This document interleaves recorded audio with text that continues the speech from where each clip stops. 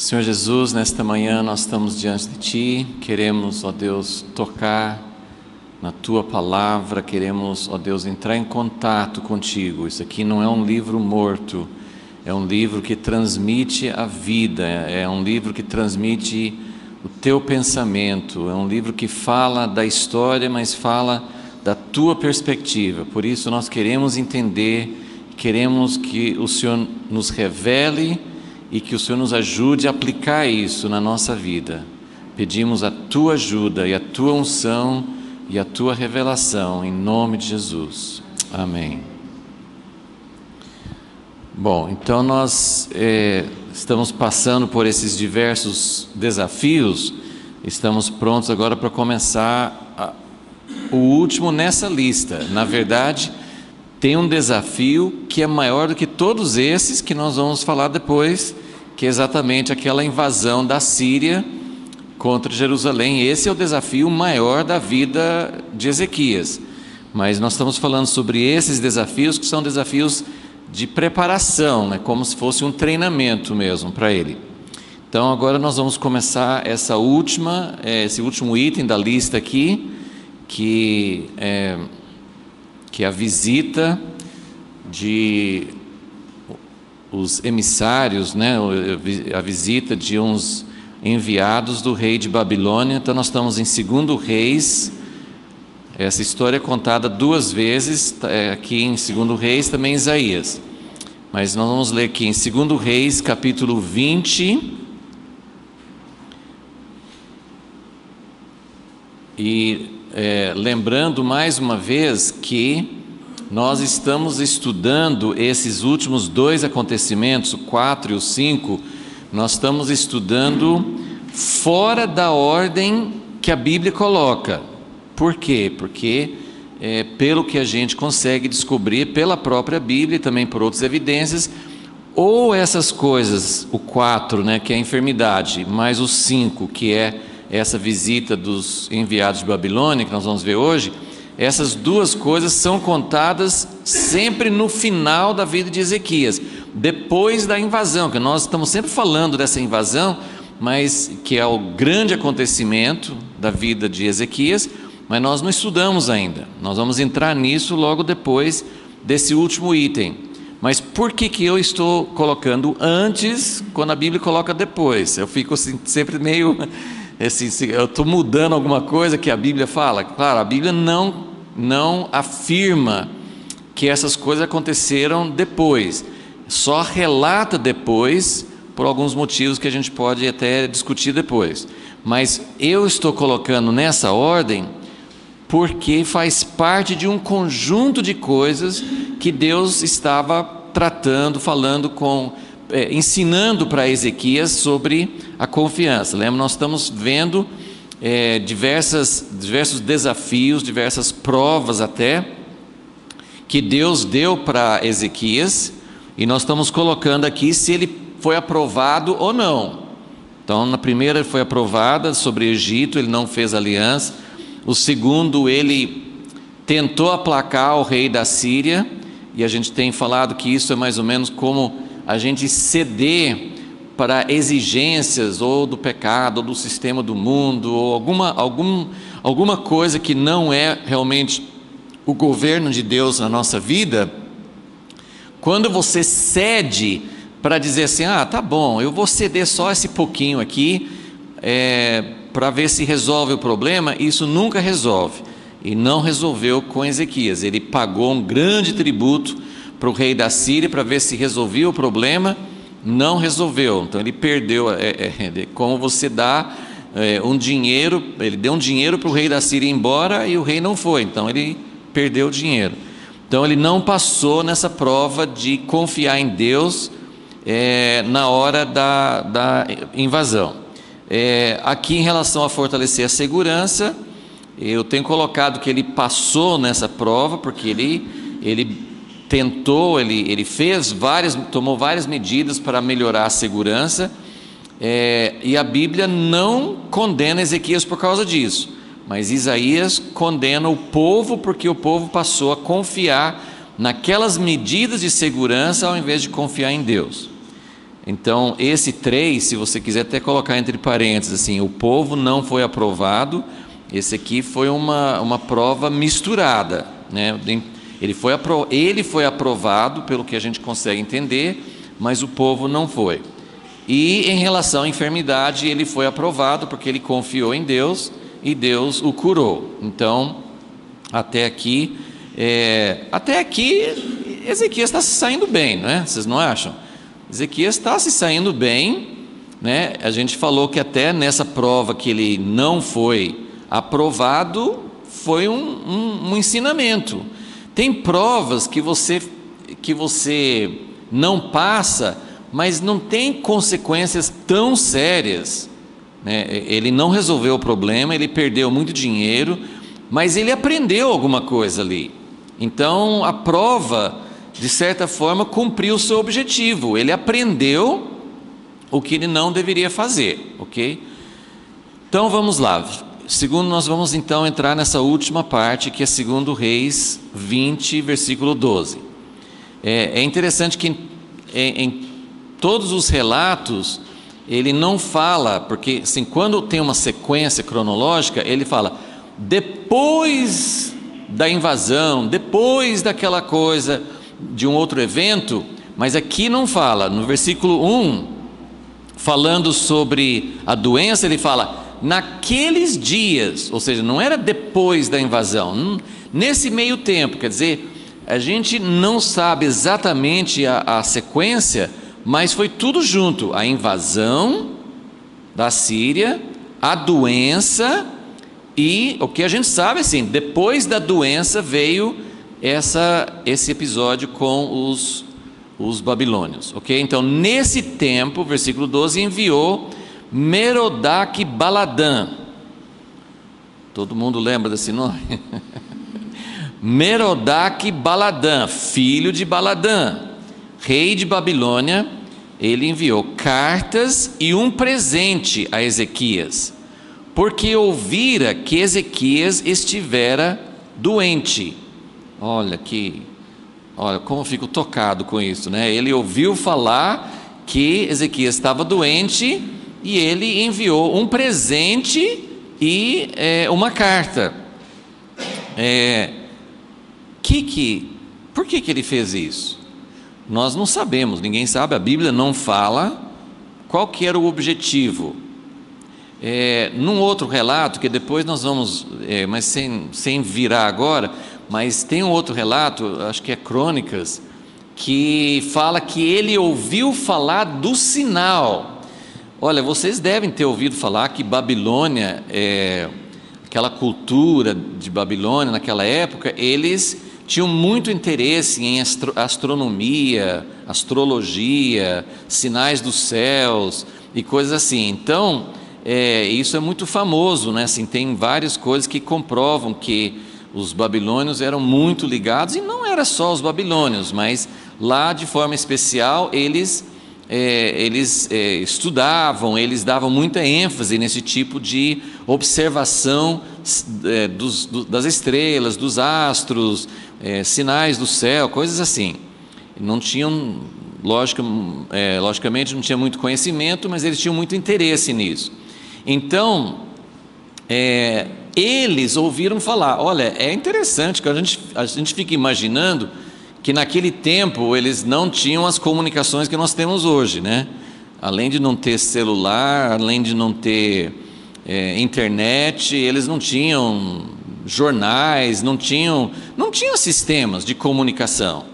Mas tem várias coisas na Bíblia que mostram que o povo ficava sabendo das coisas assim, não com a rapidez e com a eficiência de hoje, mas havia comunicação, as pessoas viajavam, sei lá como é que eles faziam, mas eles ficavam sabendo. Então o rei de Babilônia não é tão distante, mas não é tão pertinho, né? Se você olhar no mapa hoje, você olha Israel, indo para o leste, né, para o oriente de Israel, você passa hoje, né, você passa pelo país da Jordânia e depois você chega no Iraque, ok? Babilônia é no país que hoje se chama Iraque, a Síria também.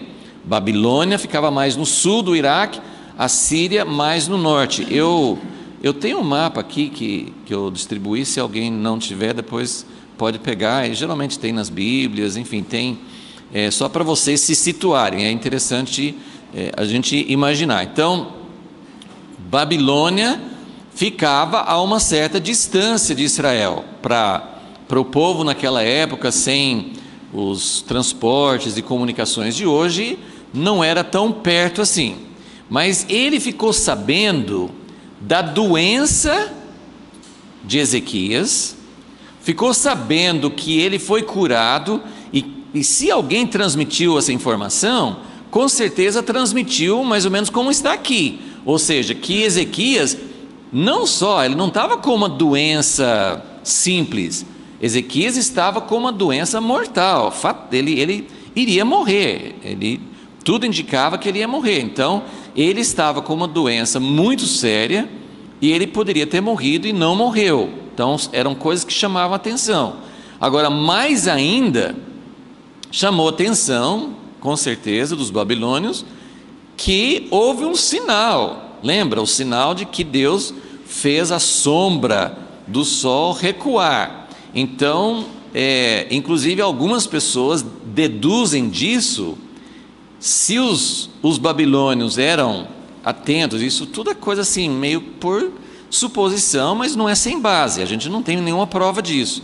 Acho que eu falei na última aula que a gente não sabe se Deus fez alguma coisa como a gente já explicou, assim, eles falavam que o sol voltava, ou no tempo de Josué o sol parou. Hoje nós sabemos que não é o sol que parou, no tempo de Josué foi a terra que parou de girar.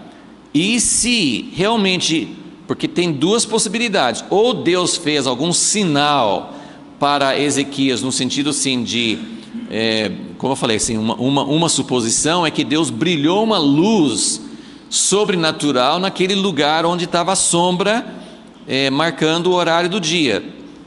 Então, se Deus fez brilhar uma luz, então não aconteceu nada no sentido dos astros celestes terem mudado as leis. Agora, uma outra possibilidade aqui, que nós estamos vendo assim, se o rei de Babilônia, ou ele soube, alguém contou, sabe o que aconteceu? O rei de Judá foi curado milagrosamente, e além disso, a sombra do sol voltou 10 graus. Se foi só uma notícia, claro que chamou atenção, ele mandou os mensageiros para averiguar de perto, e as pessoas lá tinham muito mais abertura para o sobrenatural do que hoje, né? Hoje, se você falar assim, alguém foi curado, a maioria das pessoas fala assim, não, deve ter uma outra explicação, acho que ele não foi, precisa olhar os exames, precisa ver, provavelmente não foi. Então, assim, a gente tem muitas outras explicações, as pessoas pensam nisso, mas naquele tempo as pessoas tinham muito mais abertura para crer. O rei de Babilônia não era uma pessoa que cria no Deus verdadeiro, mas ele cria que existia o sobrenatural. Enfim, se ele ficou sabendo dos mensageiros, é uma coisa, é possível. Ou se os astrólogos, os astrônomos, os magos, os caras que estudavam essas coisas lá, se eles viram alguma coisa, porque se a Terra parou, se a Terra entrou em rotação contrária, né, voltou 10 graus, claro que pessoas, principalmente nas proximidades, teriam visto alguma coisa. Então isso também é uma possibilidade, de que Deus realmente fez algo muito sobrenatural, e que até lá na Babilônia eles viram isso. Então são possibilidades, a gente não sabe realmente dizer com certeza. O importante para nós é entender o seguinte, porque aqui esse episódio é o pior episódio da vida de Ezequias, né? Isso aqui foi uma situação muito ruim, né? De toda a vida de Ezequias, esse foi o pior erro, essa foi a situação pior da vida dele. Então nós queremos entender por que esses mensageiros, por que o rei de Babilônia mandou os mensageiros, qual era o interesse dele? A Bíblia não fala, mas aí, assim, buscando informações que tem nos achados de arqueologia, nos registros e tal, o que nós descobrimos, o que eles descobriram sobre esse homem.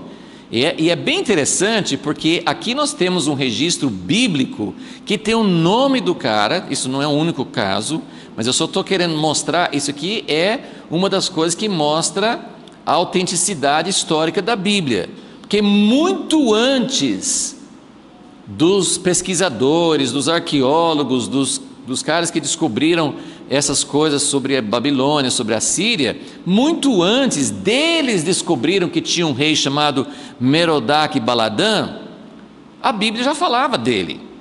E quando eles foram encontrar os registros, eles acharam essa pessoa é uma pessoa histórica, eles têm registros a respeito dele. E o que eles descobriram sobre esse homem? Esse homem, então lembra que nós estamos falando de várias potências daquela época. Teve uma época que a potência mais forte era o Egito. Teve uma época que, agora nessa época aqui, que a Síria é a potência maior. E tem uma época que vem logo depois que essa Babilônia vai superar a Síria e vai se tornar a força principal daquela região. Mas aqui ainda não é. Nessa época, esse sujeito aqui, Merodach, ele é um cara que está lutando contra a Síria. Ele é um rival, como o Egito também. Por isso que o perigo para Ezequias é: eu vou me aliar a alguém que também está lutando contra a Síria. Vamos juntar forças, né? E isso acontece no mundo de hoje, né? As forças, né, no tempo da Guerra Fria, todos os países que se aliavam com os Estados Unidos, com a Europa, contra a União Soviética, e todos os países que se aliavam com a União Soviética contra as forças ocidentais. Então você tem tem as forças que se aliam à Síria, tem as forças que se aliam ao Irã. Isso sempre acontece, né? Tem as forças que são uma ameaça e os países que se ajuntam para enfrentar essa ameaça. Então, qual era a coisa mais natural do mundo? O que era a coisa mais natural do mundo? Se Ezequias queria proteção, ele vai buscar proteção no Egito, que estava se levantando com uma força, e a Babilônia, que são potências não tão fortes como a Síria, mas são potências que estão tentando resistir à Síria. Então, esse Merodach, 2 vezes ele foi rei de Babilônia. Antes dessa época, ele tinha sido rei, e o rei da potência da Assíria venceu, não matou Merodach, mas ele fugiu antes, não sabemos os detalhes, mas as forças de Babilônia foram vencidas e Merodach fugiu. Então ele já tinha sido deposto uma vez. Aí depois ele voltou. Essa época aqui que nós estamos vendo, ele tinha voltado ao poder. Ele saiu do exílio, saiu do esconderijo e voltou e está se levantando de novo. Mais para frente ele vai ser vencido mais uma vez pela Síria e aí ele não volta mais. Mas o que Merodach quer? Com toda certeza ele quer um aliado. Então ele manda esses mensageiros assim, as razões, e como vocês podem bem imaginar, hoje até hoje a gente sabe que na política as pessoas não fazem as coisas sem motivo, né? Não é isso? Os países não fazem as coisas sem motivo. Quando alguém faz um gesto de amizade, assim, peraí, o que você quer, né? Quando alguém procura assim, puxa, você estava doente, está tudo bem com você? Se é uma pessoa com amizade, você acha bom, mas se é alguém que não tem amizade, o que essa pessoa está querendo, né? Às vezes até dos filhos a gente desconfia, às vezes, né? Então, aqui você desconfia, porque ele está enviando esse gesto de amizade, e o que a gente conclui, isso não está na Bíblia, mas o que a gente conclui como o motivo mais provável é que ele queria um aliado, ok? Então vamos continuar aqui para ver o que acontece.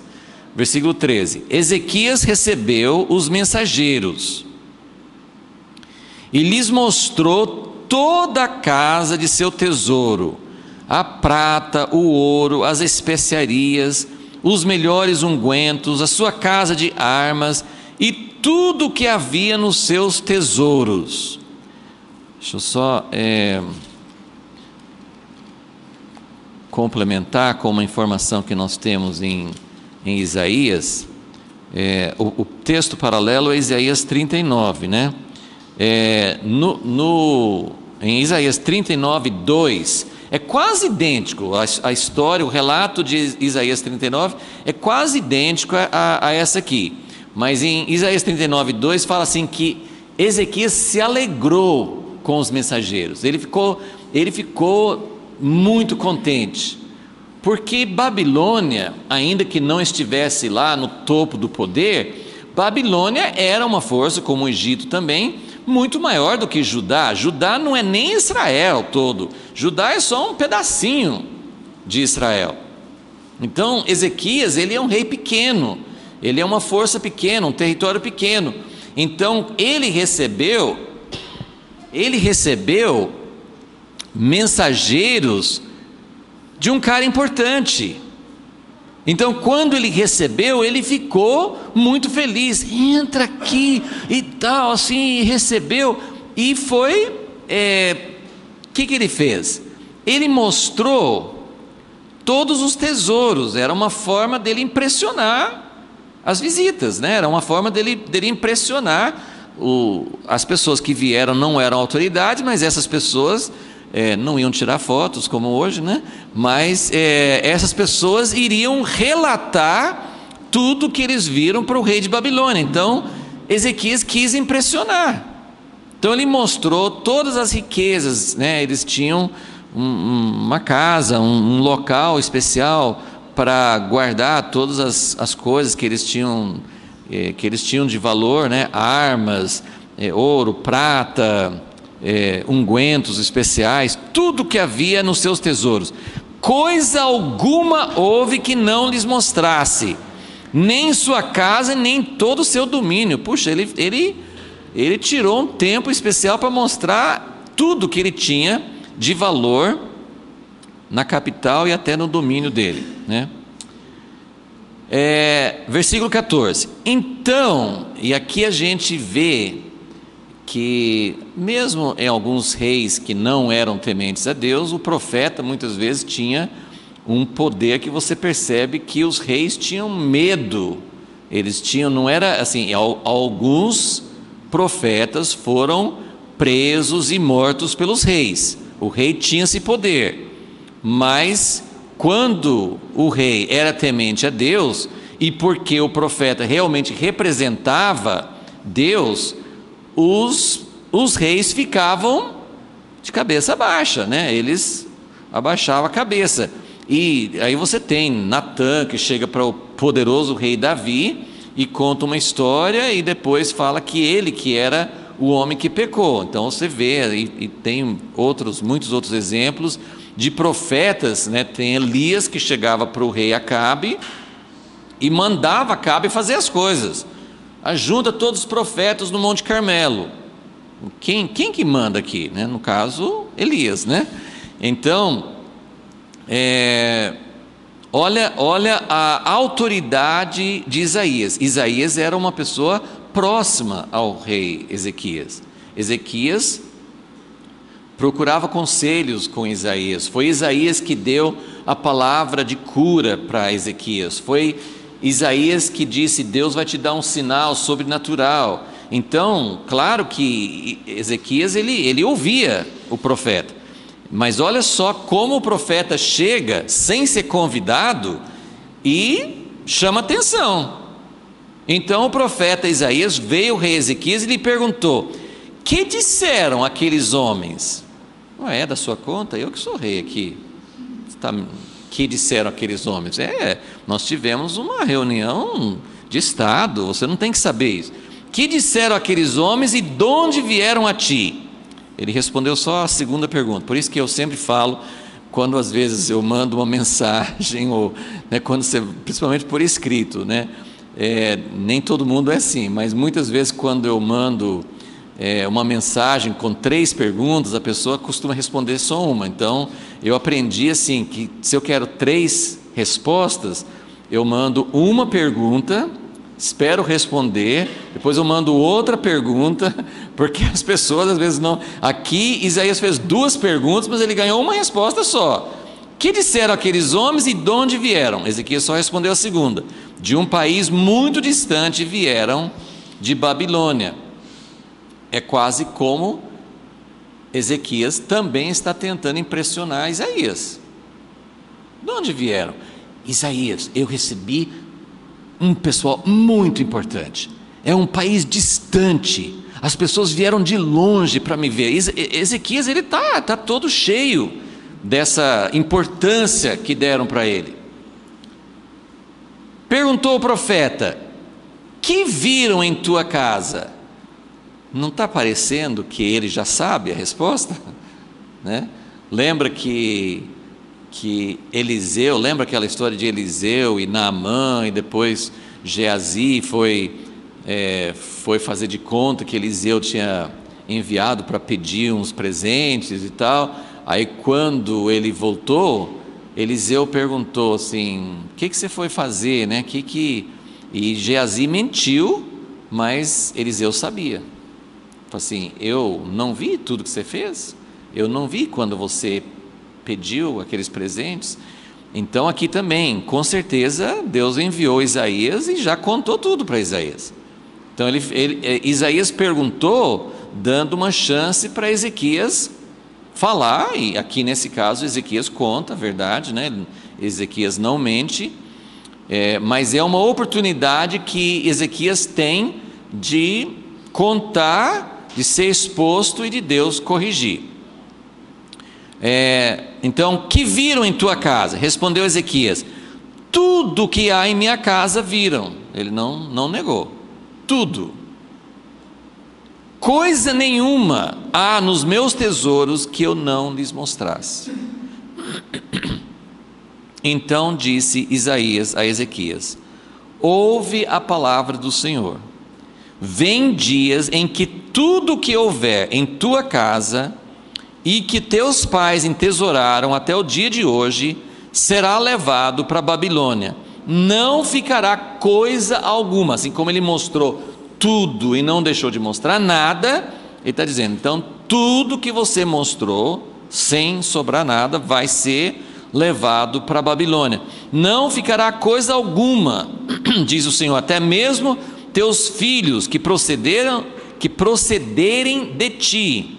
Olha, só um parênteses aqui, nesse momento Ezequias não tem filho, porque isso aqui acontece quase que paralelamente à doença. E lembra, Deus deu 15 anos para ele, e o filho mais velho dele, Manassés, assume o trono com 12 anos, então, ou seja, foi 3 anos depois. Então nesse momento Ezequias não tem filho, e Isaías ainda está falando: até mesmo teus filhos que procederem de ti, que tu gerares, tomarão, o pessoal de Babilônia, tomarão para que sejam eunucos no palácio do rei de Babilônia.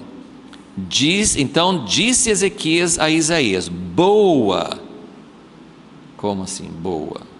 Boa é a palavra do Senhor que disseste. Ele acabou de falar que vai tudo para a Babilônia, como que é boa a palavra? Pois pensava: não haverá paz e segurança nos meus dias. Então, vocês já sabem que a gente pode então colocar aqui um grande X, porque aqui foi o grande problema da vida de Ezequias, né? Esse aqui foi a grande falha da vida de Ezequias. Então, eu vou mostrar o texto paralelo em Crônicas, que é importante. Crônicas, então, lembra que nós temos 3 relatos de Ezequias: temos 2 Reis, 2 Crônicas e Isaías. Nesse caso, na verdade, esses 2 relatos, a enfermidade e esse episódio dos mensageiros de Babilônia, o relato completo está em 2 Reis e Isaías. 2 Crônicas menciona, mas nós já vamos lá. E assim, é interessante que 2 Crônicas não conta toda essa história, mas tem um detalhe que eu sempre falo com vocês: tem histórias na Bíblia que a própria Bíblia interpreta, e tem histórias que a Bíblia não interpreta.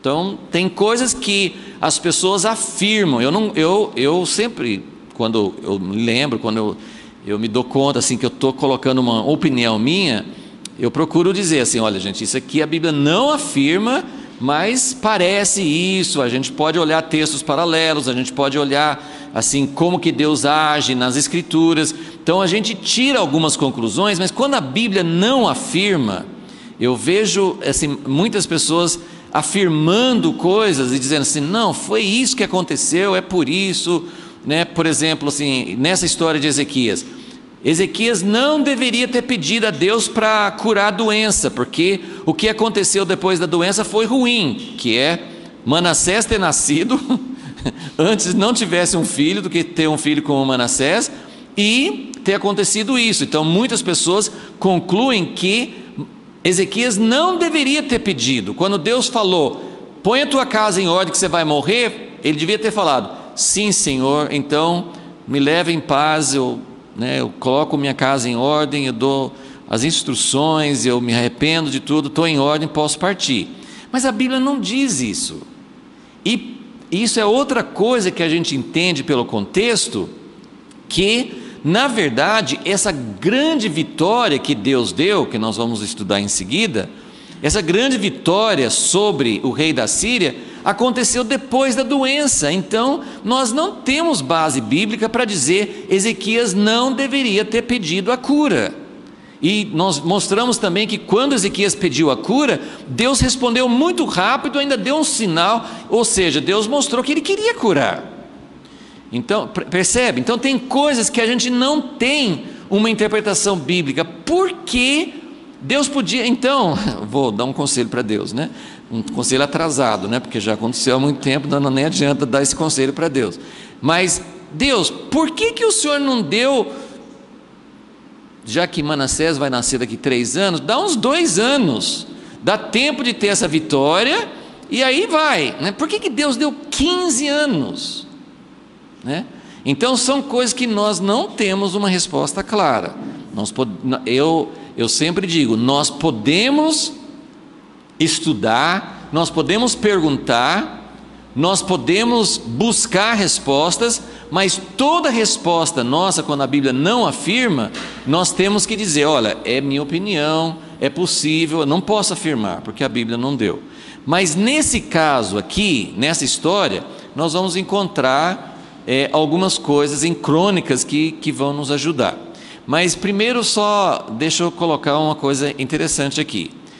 Essas 5 coisas que nós estamos mostrando, que Deus estava ensinando Ezequias a confiar. Confiar no Egito, que foi o primeiro desafio, foi algo bem no início. Ezequias ainda não tinha aprendido. Lembra que sim, nós estamos vendo que ninguém nem nasce espiritualmente confiando. Você não tem confiança já como uma coisa natural. Você não começa a sua história com Deus confiando em Deus.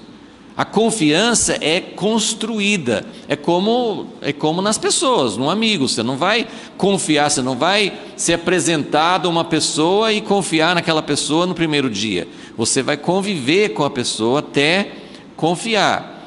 Nós sabemos que Deus é digno de toda confiança, mas a gente não sabe.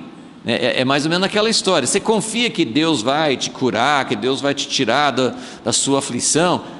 Eu sei que Deus tem poder. Agora, se Ele vai fazer isso na minha vida, se Deus gosta de mim, se Deus vai com a minha cara, se Deus... isso a gente não sabe, né? É claro que não é uma coisa de preferência pessoal, mas a confiança em Deus é algo que é construída. Então veja como, basicamente, né, a ideia é confiar diante do desafio da ameaça da Síria. Ezequias é outra coisa que a gente fala assim: você confia de ser fiel a Deus diante da perseguição? Você pode dizer: eu acho que eu não sei se eu seria capaz de confiar se colocasse uma arma na minha cabeça e falasse nega Jesus. Eu não sei se eu seria capaz. Por quê? Porque você não está enfrentando isso, né? Então, essa coisa assim de confiar diante de uma ameaça teórica, possível, potencial, isso a gente não sabe. Você vai saber se você tem confiança na hora que você enfrenta. Você confia, se o médico te falar, você tem uma doença terminal, você confia em Deus? Eu não sei, eu vou saber o dia que eu enfrentar isso, né? Então, essas coisas a gente precisa passar por situações para saber se realmente o que Deus plantou em nós vai dar fruto. Mas o que eu quero mostrar é o seguinte: aliança com o Egito, aplacando o rei da Síria, levantando segurança, são todas coisas relacionadas a uma ameaça real. Ezequias não estava imaginando, ele não estava deixando de fazer aliança com o Egito só por uma questão teórica. Não, ele tinha uma ameaça, ele tinha uma situação prática. Ele sabia que a Síria ia invadir e ia tentar dominar. Já tinha feito com as 10 tribos. É só uma questão de tempo, vai chegar em mim também. Então, não era uma coisa teórica. A enfermidade também não era uma coisa teórica. Mas todas as duas coisas, então essas três primeiras, os 3 primeiros desafios, tudo relacionado com a Síria. O quarto desafio, relacionado com uma enfermidade fatal. E esse aqui? O que é isso aqui? É um pouco parecido, né, a essa situação assim, de receber os mensageiros de Babilônia, é um pouco relacionado com a questão do Egito. Mas não parece, aqui fica difícil da gente saber em que momento da história da invasão da Síria, em que momento, será que Ezequias estava ainda com medo do rei da Síria e pensou, coisa boa, Babilônia está mandando esses mensageiros, ele vai me ajudar? Pode ser, mas a gente não pode, como eu falei assim, a gente não pode ir além do que está escrito. O que a gente tem escrito aqui? Que Ezequias, por que Ezequias mostrou todos os tesouros dele? Por quê? Porque ele ficou muito feliz com a atenção, com a honra, com aquilo que ele estava recebendo através dessa visita. Ele se sentiu importante, ele se sentiu assim como alguém que estava sendo muito reconhecido. Então por isso que Isaías fala assim, Ezequias ficou muito feliz com a chegada dos mensageiros, ele ficou muito feliz com isso, e aí ele mostrou para eles todos os tesouros que ele tinha, que era uma questão de impressionar, né? A gente fala assim, ele estava se mostrando, né? Ele estava assim, exibindo o que ele tinha, né? Então, ele ficou muito feliz com isso. Então, o que eu queria colocar para vocês é que tem várias situações que a gente precisa confiar. E é muito óbvio que a gente precisa confiar quando a gente está enfrentando perigo. É muito claro que você precisa confiar quando vem um cara, uma potência como a Síria, contra nós, que somos muito menores. Você tem que confiar. É muito óbvio que você precisa confiar quando você tem uma doença fatal. Quando você tem uma doença, se tem uma doença que existe cura, que existe tratamento, você fala, Deus, né? Você ora, mas é uma situação diferente. Agora, se você tem uma doença que o médico fala assim, olha, isso aqui eu não posso fazer nada. E para Ezequias, naquele tempo, a maioria das doenças eram assim, né? Porque não tinha muito avanço na medicina. Então, mas era uma doença fatal. Então, claro que Ezequias precisava confiar em Deus. Agora, qual que é o desafio de confiar em Deus aqui? aparentemente não era tanto uma questão de confiar em Deus, mas porque em relação a essa visita de Babilônia, ele estava recebendo honra, ele estava sendo exaltado, essa tensão que o rei de Babilônia estava dando para ele, envaideceu o coração de Ezequias. Então agora, pensando nisso, vamos para 2 Crônicas 32 e vamos ler o que está escrito lá, porque essa parte da história de Ezequias é muito resumido em Crônicas, mas tem essa chave, tem uma interpretação que a própria Bíblia dá. Então isso nos ajuda a entender. Então vamos para 2 Crônicas 32 e versículo 24. Naqueles dias adoeceu Ezequias e estava à morte. Orou ao Senhor, o qual lhe respondeu e lhe deu um sinal. Olha como ele resumiu aqui. Toda aquela história que a gente viu nas últimas 2 aulas, são vários versículos, Crônicas resume num versículo só. Ele contou tudo aqui, né? Ezequias ficou doente até a morte. Não conta que Isaías chegou e falou: você vai morrer, não fala nada sobre isso, mas fala que Ezequias orou, que Deus curou e que Deus ainda deu um sinal. Então, né, foi um resumo bem feito, né, que tem todas as informações principais. Agora, olha o versículo 25. Mas Ezequias não correspondeu ao benefício que lhe foi feito, pois o seu coração se exaltou, pelo que veio grande ira sobre ele e sobre Judá e Jerusalém. Então, aqui tem várias coisas que também são difíceis de interpretar, mas o que a gente percebe e agora eu quero que vocês ou segurem aqui ou só escutem o que eu vou ler. No domingo passado, lembra que a gente leu uma espécie de salmo, uma oração que Ezequias fez depois que ele foi curado, lembra? Em Isaías 38, eu só quero ler um versículo para vocês e comparar com isso aqui. Quando Ezequias estava doente, e olha gente, isso é bem como a gente faz também, sabe? Cada um pode se ver dentro dessa história. Quando você está doente, você fica orgulhoso ou você fica humilde? Né? Quando você está bem doente, ou a doença, né? Você pode colocar outras coisas, quando você está numa crise financeira, quando você está em algum problema que você sabe que você não consegue resolver, não é isso? Então tem uma situação, tem alguém na sua família que está longe de Deus, sei lá, qualquer tipo de situação que é algo que você não resolve. Então o que você faz? Você fica humilde e clama a Deus.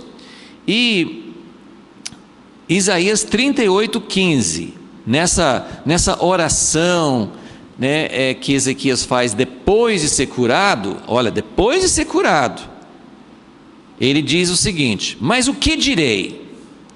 Ele, Deus, falou comigo e Ele mesmo fez isto. Agora quero que, se você gosta de marcar sua Bíblia, eu quero que você sublinhe ou realce essa frase aqui, ó. Andarei humildemente todos os meus anos, lembrando da amargura da minha alma. Por que ele não fez isso? Nessa hora, ele tinha uma visão correta. Ele disse: Deus, eu estava morrendo, e o Senhor respondeu minha oração, o Senhor me devolveu a vida, o Senhor me deu um sinal sobrenatural muito forte do sol. E o que eu vou dizer diante disso? Eu vou andar humildemente todos os dias. Então, agora voltando para 2 Crônicas 32, o que diz aqui? Que Ezequias não correspondeu. Então, aí vem minha pergunta, mas isso é uma outra situação, isso não é questão de confiar, não, é confiar. Confiança, uma outra coisa bem interessante para a gente ver aqui, que confiança, como eu tenho enfatizado, quando que você sabe que se você confia? Quando você está no meio de uma crise, diante de uma ameaça, de um perigo, de uma situação muito forte que você não consegue resolver. Então, nessa hora, seja uma perseguição, seja uma crise financeira, ou de doença, ou qualquer outra, quando você enfrenta uma situação difícil, é nessa hora que você tem que confiar, mas vamos retificar essa frase.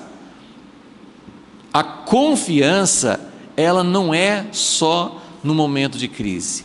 A confiança é uma situação, é uma atitude que Deus quer nos ensinar, que deve ser constante. E eu tenho falado isso em várias ocasiões, dependendo da história que nós estamos estudando, que é mais difícil, vamos mudar a frase, é mais fácil você confiar, apesar de ser uma coisa difícil, mas é mais fácil você confiar na hora que você está enfrentando a crise, do que confiar na hora que tudo vai bem. Por quê? Porque na hora da crise você vai dizer: Deus, se o Senhor não me salvar, eu estou perdido.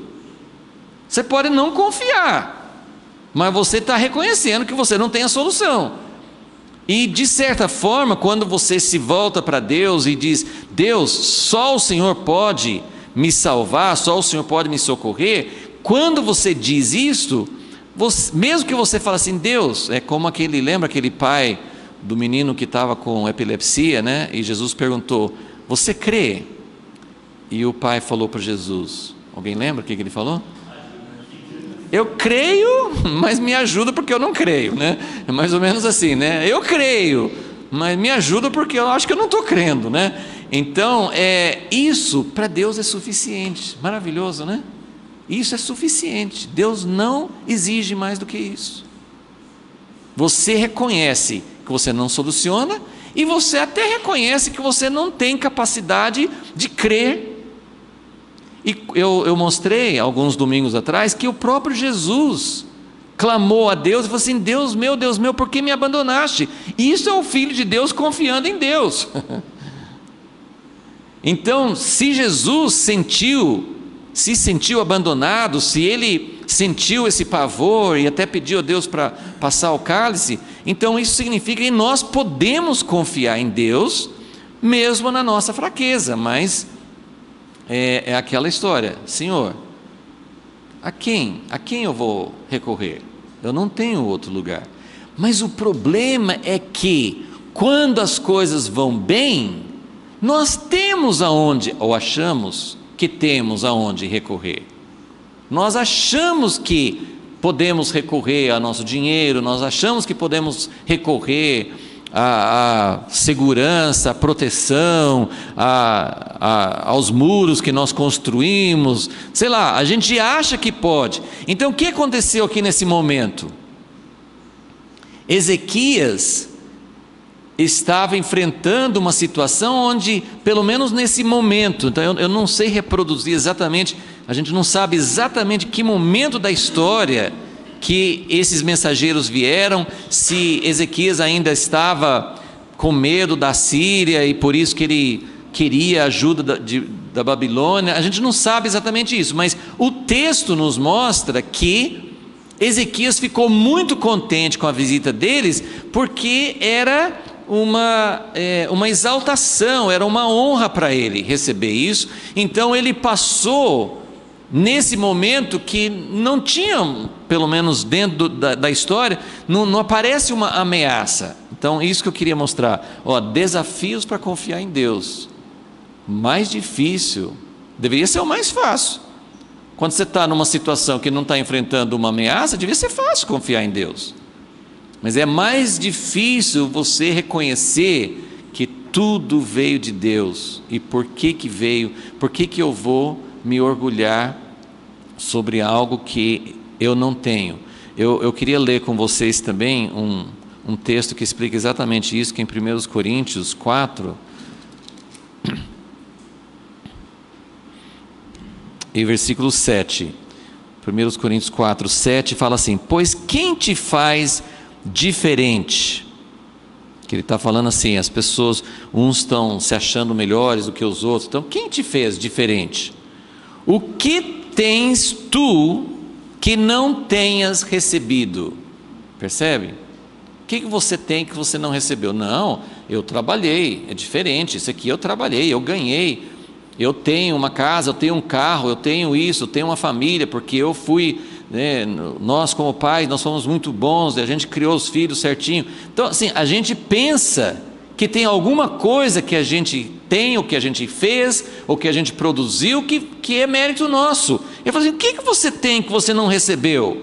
Se o recebeste, por que te glorias, como se não houveras recebido? Então aqui diz tudo, né? Por que Ezequias ficou contente e mostrou tudo assim, ele quis impressionar? Gente, isso é muito profundo. A gente às vezes vê umas sentenças de Deus, porque Isaías chegou para Ezequias e falou assim: ah é? Eles viram tudo? Então tudo que eles viram vai para a Babilônia. Puxa Deus, mas que sentença dura.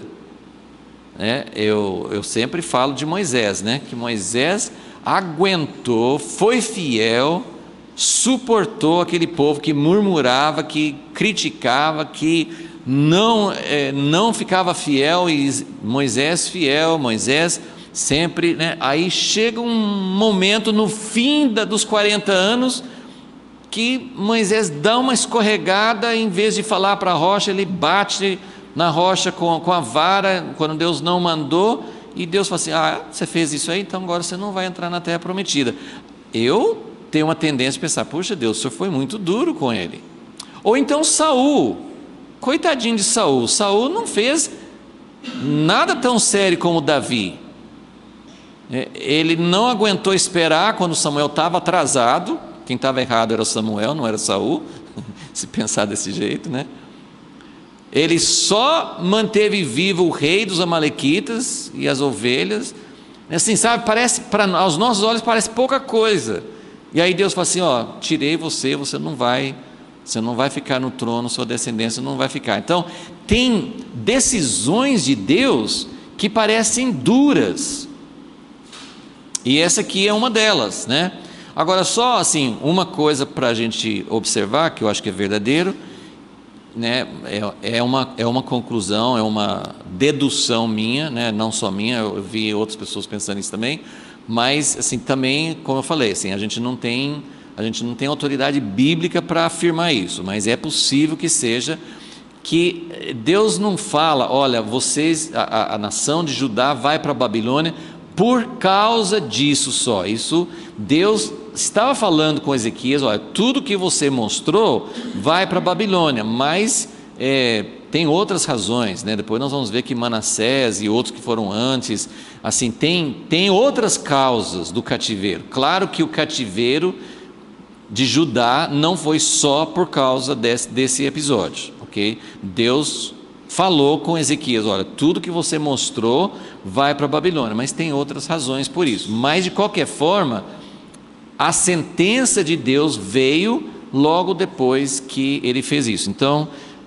lendo novamente, 2 Crônicas 32, 25, Ezequias não correspondeu ao benefício que lhe foi feito, pois o seu coração se exaltou, pelo que veio grande ira sobre ele e sobre Judá e Jerusalém. Então, esse versículo, ele vem logo depois da doença. Fala que Ezequias não correspondeu. Quando que Ezequias não correspondeu? Aqui não diz, mas a gente aplica. Parece que tem a ver com essa história que nós estamos contando hoje, né? Não fala, aqui nesse versículo não fala, mas fala assim: depois da doença, Ezequias não andou em humildade. Então, gente, primeira coisa assim, é muito, muito importante a gente entender isso. O grande perigo nosso grande perigo não é na hora que nós estamos passando por uma crise. É perigoso você não confiar em Deus, você abandonar Deus, você falar, eu não sei, eu não vou confiar mais em Deus, eu vou procurar meu jeito. Sim, é perigoso isso. Mas normalmente não é o que a gente vê na Bíblia e normalmente não é o que a gente vê na nossa experiência. Quando você está em crise, você se volta para Deus, você busca, você jejua, você ora, você lembra de Deus muito mais do que nas horas em que tudo vai bem. Então, o grande perigo na nossa vida é quando Deus visita. Tem a história de avivamentos, grandes avivamentos. Quando que vem o grande problema? Quando que o avivamento perde o poder? Quando que Deus para de agir com milagres e poder? Quando que Ele para? Quando a igreja começa a ficar orgulhosa, vaidosa e não confia em Deus. Então, o desafio para confiar em Deus é confiar em Deus quando as coisas começam a acontecer. Deus responde, Deus visita, Deus manda milagres, Deus cura, Deus salva, Deus começa a agir. Qual que é o grande perigo? Não confiar. Não confiar significa o quê? Eu não reconheço que isso veio de Deus. Eu começo a achar que Deus está agindo, é muito sutil. Começa assim, né? Puxa, está vendo? Né? A gente muitas vezes não fala, e às vezes a gente chega até a falar, né? Mas a gente começa não falando, sim, a gente começa a pensar meio no subconsciente, que Deus está operando na minha vida, porque eu fui fiel, porque eu orei, porque eu sou uma pessoa boa, porque Deus gosta de mim. Assim como quando a gente está buscando de Deus a cura, a gente pensa, eu não sei se Deus gosta de mim mesmo, eu não sei se Deus vai responder minhas orações, eu não sei se Deus liga. Então, é errado as duas coisas. Deus não responde nossas orações porque nós somos bons. Então, esse pensamento tem que sair. Deus não vai responder a minha oração porque eu mereço. Não é isso? As pessoas até falam assim, né? Deus podia curar, você merece, né? Você é uma pessoa fiel, você é uma pessoa... Não, Deus não opera porque eu mereço. Então a gente tem que confiar em Deus na crise e a gente tem que confiar em Deus depois, quando, né, nem todas as crises têm um final positivo, né? Às vezes nós passamos por crises e Deus não responde, isso acontece também, mas quando Deus cura, quando Deus liberta, quando Deus traz a solução, quando tudo está fluindo bem, essa é a hora mais difícil, porque eu tenho que confiar que o que está acontecendo na minha vida veio pela misericórdia de Deus, que tudo, né, como acabamos de ler em Coríntios, que tudo que eu tenho eu recebi.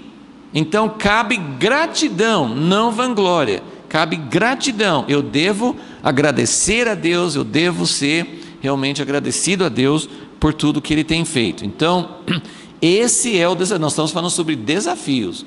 Quais são os desafios para a gente confiar em Deus? Então, esse é um desafio grande e Ezequias não passou no desafio, ok? Agora, exatamente aqui no versículo 25, fala que pelo que veio grande ira sobre ele. Essa ira, o que era? Né? Então, aqui não dá para a gente saber exatamente, talvez foi essa palavra que Isaías deu, olha, tudo que eles viram, eles vão levar embora para a Babilônia. Nós não sabemos exatamente, mas é bem provável que seja. Mas versículo 26 vem depois. 26, então Ezequias se humilhou pela soberba do seu coração, ele e os habitantes de Jerusalém. Por isso a grande ira do Senhor não veio sobre eles nos dias de Ezequias. Então é bem interessante isso, porque nos relatos que tem, né, nós temos 2 Reis e Isaías, a história, do jeito que está contado lá, a história termina assim. A história de Ezequias termina assim.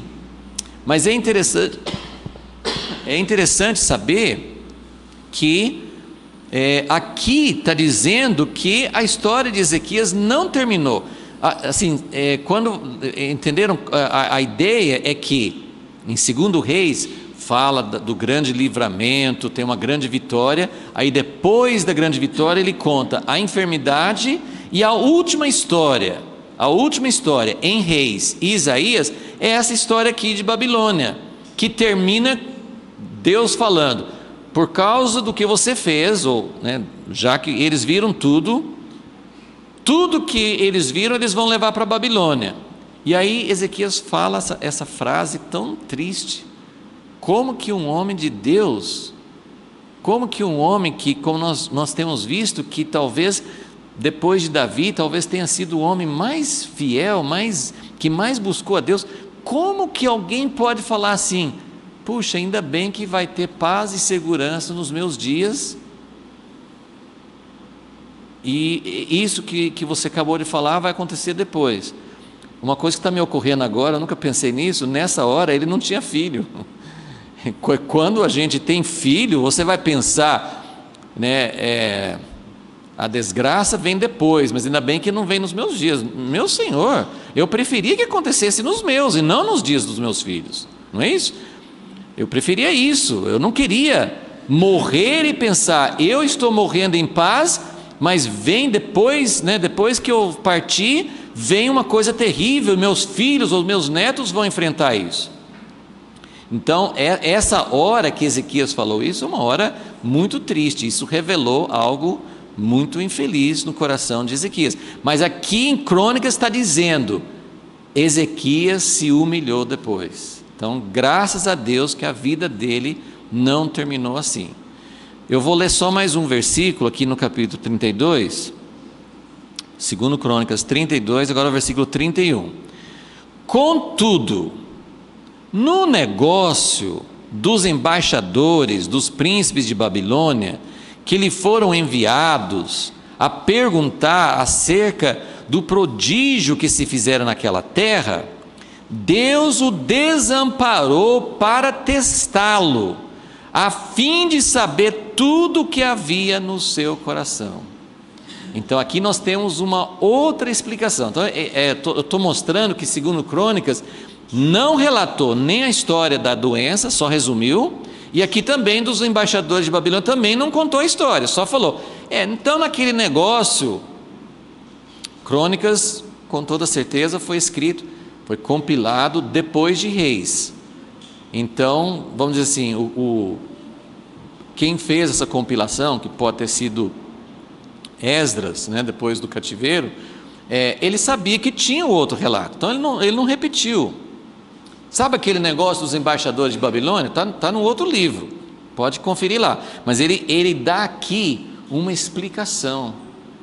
Essa análise que é muito importante, quando a gente tem essa análise na Bíblia, então a gente não precisa especular, a gente não precisa ficar imaginando, talvez seja, não, a gente sabe que naquele negócio dos embaixadores, dos príncipes de Babilônia que foram enviados, e aqui que fala, né, eu mencionei assim, eles foram para saber daquele prodígio, daquele sinal, puxa, eu fiquei sabendo que o sol voltou, como é que foi essa história, né?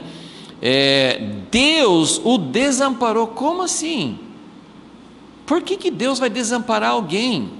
Deus o desamparou para testá-lo, a fim de saber tudo o que havia no seu coração.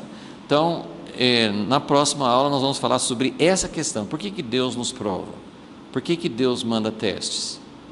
No Pai Nosso fala assim, geralmente a nossa versão, a nossa tradução fala, não nos deixeis cair em tentação, mas o original não nos leves à tentação. Mas se você está pedindo não nos leves, é porque às vezes Deus leva. Como assim Deus nos leva? Então a gente vai falar um pouco sobre esse assunto da provação, mas aqui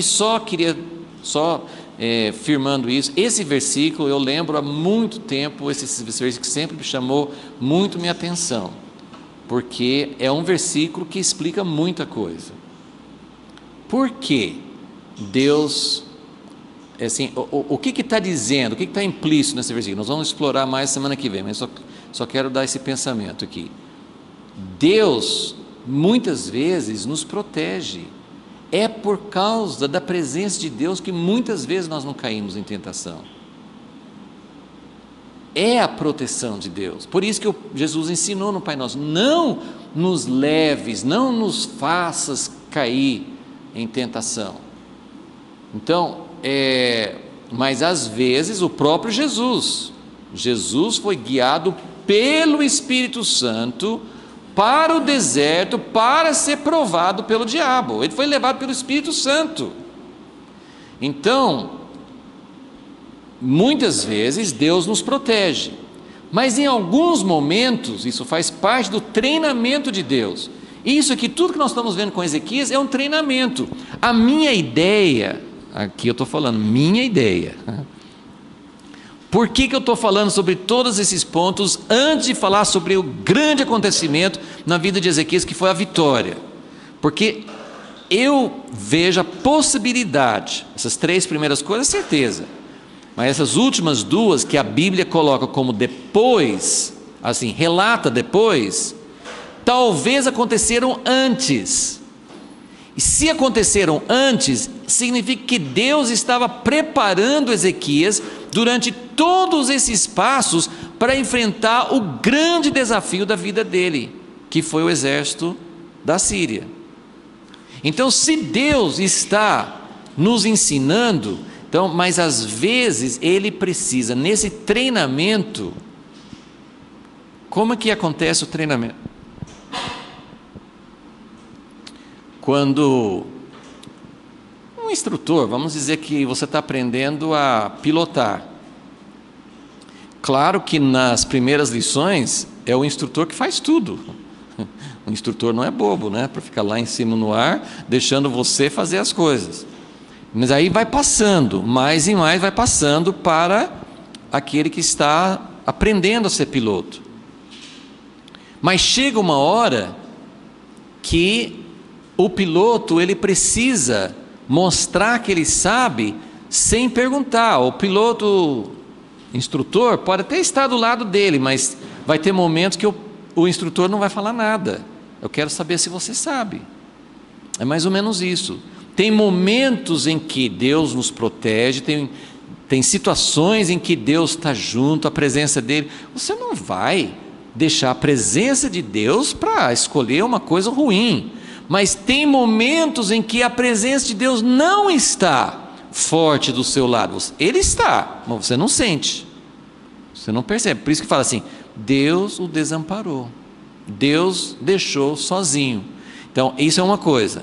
Por que Deus faz a gente passar por provas? Primeiro, porque Ele quer que a gente aprenda, Ele quer saber se nós estamos sabendo fazer ou não. E a segunda coisa que ele fala aqui é que Deus o desamparou para testá-lo, a fim de saber tudo o que havia no seu coração. Deus não sabia o que estava no seu coração?